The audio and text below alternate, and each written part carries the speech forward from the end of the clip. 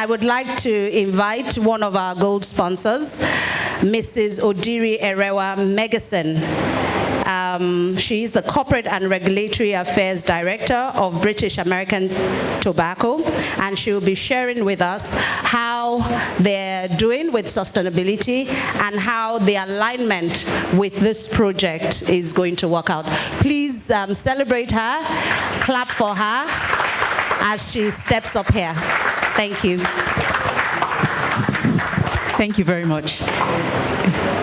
Good morning, His Excellency Babajide Sanwo-Olu. Good morning. I stand on existing protocol because of time. I was given a very short time to speak today. As introduced, I'm Odiri Erewa-Meggison. I work with BAT Nigeria. On behalf of BAT, I would first like to extend our warmest appreciation to the Honorable Governor and his cabinet, also Mrs. Titi as well, for this very thoughtful invitation. We also acknowledge and appreciate the recognition of the private sector and the role that we all have to play in delivering inclusive and sustainable growth in Lagos State and beyond. The time, just like Prof said, the time is really indeed apt for us to really step up and shake up, right? It no longer can just be a nice conversation, a nice to have. It has to be a way of life. We see the way that climate has taken over events. And when we talk about ESG, that's environment, social, and governance, it's not just about the E, environment, it's also about the social. The world is changing now. It's also about governance, like Prof also mentioned. A lot of financial institutions now, they want to see how responsible you are. When you go to them to get financial resources, they want to see what have you done to protect the environment from which you derive your revenue from. What are you doing in terms of protecting the social, giving back to the economy as well is also very important. And this has become a growing global trend that Nigeria cannot be left out of. So like I said, it's really time, and it's really coming at a great time to see that Lagos State is charting the path. I've not heard or seen of any other state that is doing this, so I really would like to say kudos, and let's give Lagos State a big round of applause for this.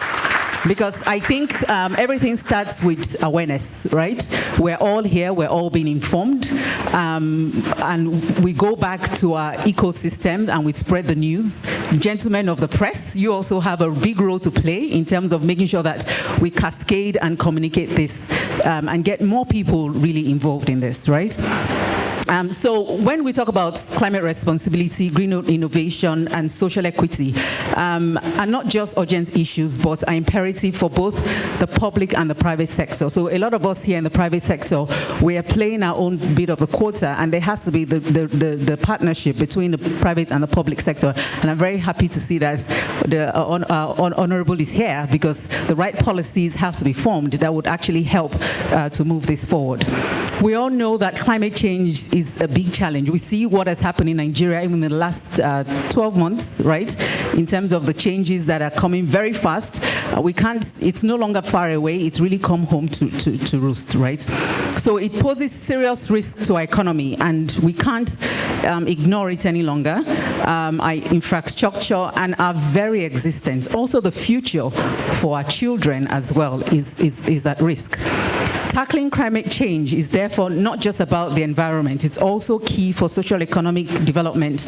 It means working together, sharing a common goal, and having everyone, particularly the public and private sectors, collaborate and commit to protecting and preserving our environment. One of the most powerful paradigms for combating climate change and fostering sustainable growth is the circular economy.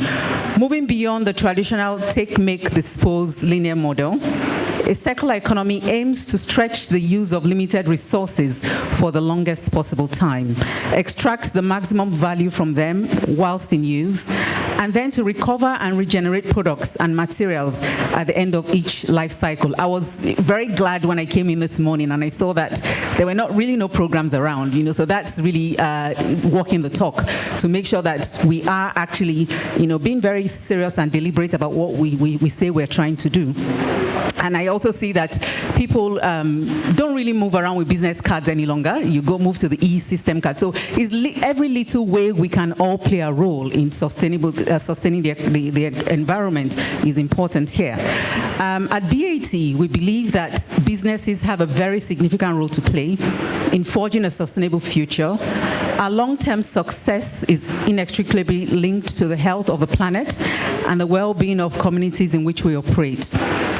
We are a very purpose-led multinational with an ambition to create a better tomorrow by reducing the health impact of our business and embedding sustainability across all our operations. As such, sustainability is front and center of everything that we do. Driven by a sustainability strategy, it's anchored on 5 strategic impact areas, namely tobacco harm reduction. So we're transforming our business, moving from tobacco to less harmful products and beyond nicotine products, climate, nature, circularity, and communities. To achieve this, we have set very ambitious targets for ourselves globally and here in West and Central Africa, where I cover, which are aligned to our group global targets. Our efforts are bearing fruits, and we've registered notable progress and local impacts right here in Nigeria. Just to name a few.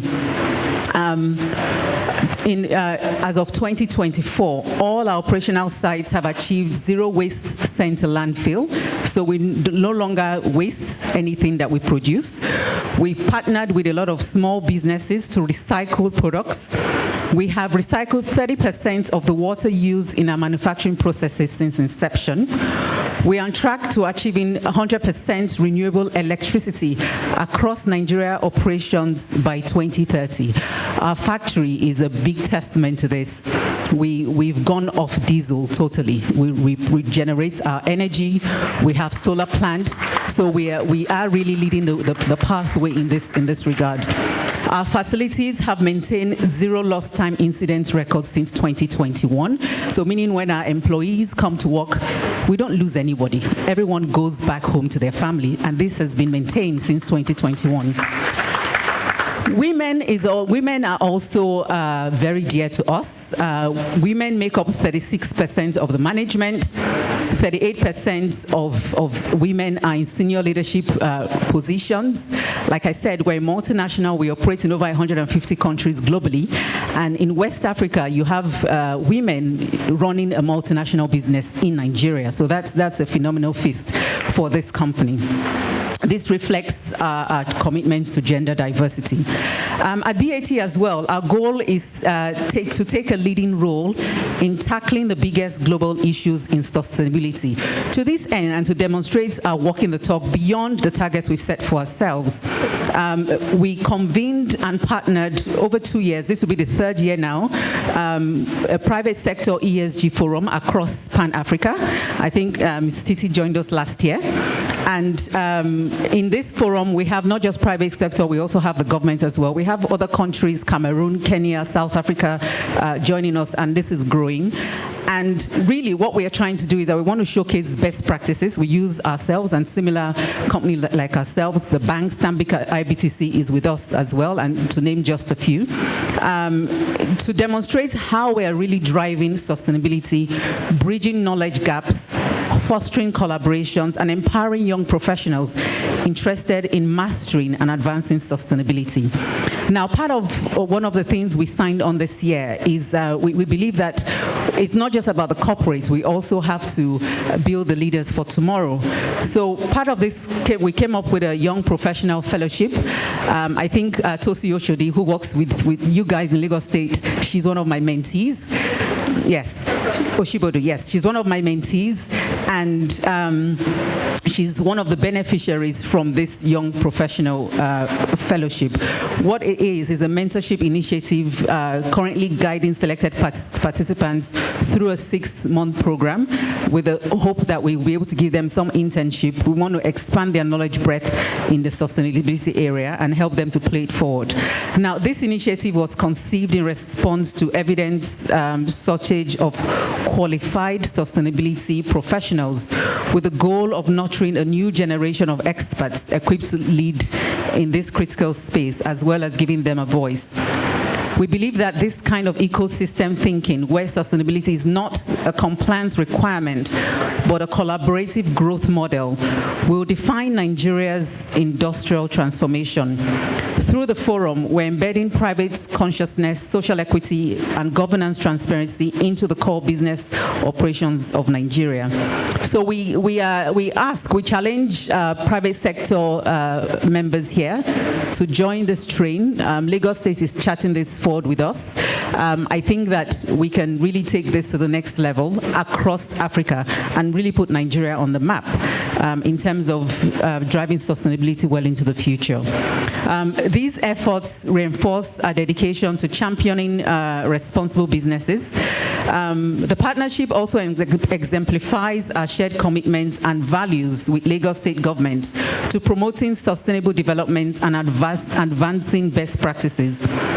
Innovative initiatives like the assurance of 14.8 billion green bond and waste to wealth programs by this state government aligns with our goals for eco-conscious growth, and we're ready to collaborate with like-minded stakeholders in driving this forward.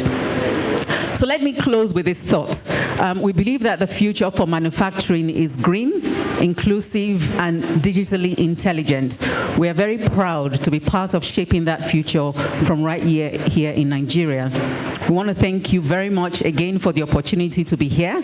We look forward to further collaborations, partnerships in moving this forward. Thank you.